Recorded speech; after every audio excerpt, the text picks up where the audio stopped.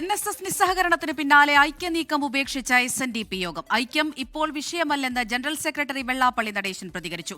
മൂന്നാമതും LDF അധികാരത്തിൽ വരാൻ സാധ്യതയെന്നും BJPക്ക് വോട്ട് ശതമാനം കൂടുമെന്നും വെള്ളാപ്പള്ളി നടേശൻ പറഞ്ഞു. മറുപടി ഇപ്പോൾ പറയാൻ ഞാൻ ഉദ്ദേശിക്കുന്നില്ല. ഒരു മാധ്യമ വിചാരണ ഇതുമായിട്ട് ബന്ധപ്പെട്ട് ഇപ്പോൾ പറയാൻ ഞാൻ ആഗ്രഹിക്കുന്നില്ല. നല്ലതുപോലെ തെളിഞ്ഞു നിൽപ്പുണ്ട്.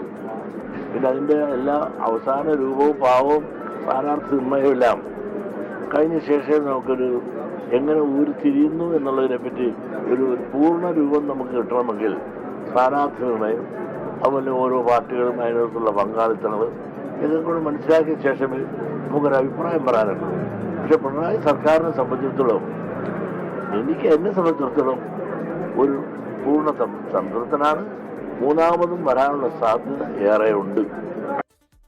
ലാൽ കൃഷ്ണൻ വിവരങ്ങൾ നൽകാനായി ചേരുന്നുണ്ട്. ലാൽ, അപ്പോൾ ഐക്യനീക്കം ഇവിടെ അവസാനിക്കുകയാണോ? ഐക്യനീക്കം അവസാനിക്കുകയാണ് എന്ന് കൃത്യമായ സൂചന നൽകുന്ന രീതിയിൽ തന്നെയാണ് വെള്ളാപ്പള്ളി നടേശൻ പ്രതികരിച്ചത്. അത് ഒരു അടഞ്ഞ അധ്യായമാണ്, അത് തുറക്കാൻ ആഗ്രഹിക്കുന്നില്ല. മാത്രമല്ല അക്കാര്യത്തിൽ ഒരു മാധ്യമ വിചാരണ ഇനി ഉണ്ടാകരുത് എന്ന കാര്യം കൂടി വെള്ളാപ്പള്ളി നടേശൻ എടുത്തു പറയുന്നുണ്ട്. അതിനോടൊപ്പം ചേർത്ത് പറയുന്നത് നിലവിലെ രാഷ്ട്രീയ സാഹചര്യങ്ങൾക്കനുസരിച്ചുകൊണ്ടുള്ള വലിയ മാറ്റം നാട്ടിൽ ഉണ്ടാകുന്നുണ്ട് എന്നുള്ളതാണ്. ഇടതുപക്ഷ സർക്കാരിനെ സംബന്ധിച്ചിടത്തോളം പിണറായി വിജയൻ എന്ന മുഖ്യമന്ത്രിയെക്കുറിച്ചും തനിക്ക് തെറ്റായ അഭിപ്രായങ്ങളൊന്നുമില്ല. വലിയ രീതിയിലുള്ള പ്രവർത്തനങ്ങൾ മുന്നോട്ട് കാഴ്ചവെച്ചിട്ടുണ്ട്. അതുകൊണ്ട് തന്നെ അടുത്ത ഒരു ടൈം കൂടി അവർക്കുള്ള സാധ്യതയുണ്ട്. പക്ഷേ SNDP ആരൊക്കെ ആർക്കൊക്കെ വോട്ട് ചെയ്യണം എന്ന് പറയുന്നതല്ല തങ്ങളുടെ നിലപാട്. എല്ലാ പ്രവർത്തകർക്കും അവരവരുടേതായ രാഷ്ട്രീയമുണ്ട്, കാഴ്ചപ്പാടുകളുണ്ട്. ആ കാഴ്ചപ്പാടുകളും രാഷ്ട്രീയവും അനുസരിച്ച് തന്നെ അവർ വോട്ട് ചെയ്യും. വലിയ മാറ്റങ്ങൾ ഉണ്ടാക്കിയിരിക്കുന്നത് BJP ആണ്. പ്രത്യേകിച്ച് രാജീവ് ചന്ദ്രശേഖറിന്റെ നേതൃത്വത്തിലായതിനു ശേഷം BJPക്ക് വലിയ മുന്നേറ്റം ഉണ്ടാക്കാൻ സാധിച്ചിട്ടുണ്ട്. ഇത്തവണ 30 സീറ്റൊന്നും പിടിക്കില്ല എങ്കിൽ പോലും അവർക്ക് വലിയ രീതിയിൽ അവരുടെ വോട്ട് ഷെയർ വർദ്ധിപ്പിക്കാൻ സാധിക്കും എന്നീ കാര്യങ്ങളാണ് പ്രധാനമായിട്ടും പറയുന്നത്. അതിനോടൊപ്പം തന്നെ VD സതീശൻ അടക്കമുള്ള ആളുകൾക്ക് ഒരു കൊട്ടുകൊടുക്കാനും വെള്ളാപ്പള്ളി നടേശൻ പറഞ്ഞിട്ടില്ല.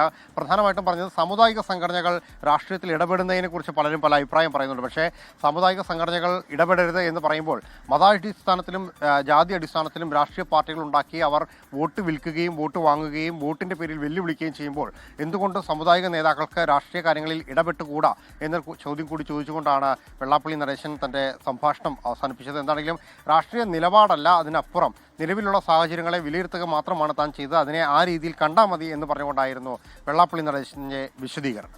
ശരി, ലാൽ കൃഷ്ണനാണ് വിവരങ്ങൾ നൽകിയത്. ലോകത്തെവിടെയായാലും ഏത് സമയത്തും 24 വാർത്തകളും ഓഗ്മെന്റഡ് റിയാലിറ്റി പാക്കേജുകളും എക്സ്പ്ലെയിനറുകളും വിശദമായി കാണാൻ ഞങ്ങളുടെ YouTube ചാനൽ നിങ്ങൾക്ക് സബ്സ്ക്രൈബ് ചെയ്യാം.